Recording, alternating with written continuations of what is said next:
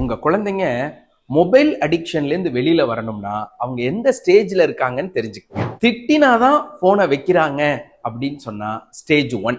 திட்டினா கூட வைக்கிறேன்னு சொல்லி மொபைல் பார்த்துக்கிட்டே இருக்காங்களா, ஸ்டேஜ் 2. திட்டினது கூட தெரியாம கத்துறது கூட கேட்காம மொபைல்ல மூழ்கி கிடந்தாங்கன்னு சொன்னா அது ஸ்டேஜ் 3.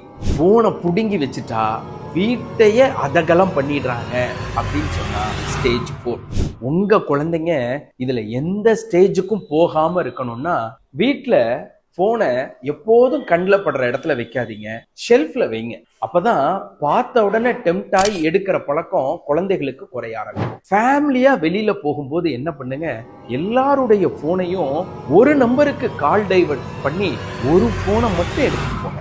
வீட்டுல இருக்கும்போது ஃபேமிலி டயத்துலையும் இதே சிஸ்டத்தை ஃபாலோ பண்ணுங்க. எங்க வீட்டுல நைட்டு 8 மணிலேருந்து காலையில 8 மணி முடிய எல்லா போனையும் ஒரு போனுக்கு கால் டைவர்ட் போட்டுருவோம், மற்ற எந்த போனையும் எடுக்க மாட்டோம். நீங்களும் ட்ரை பண்ணி பாருங்க.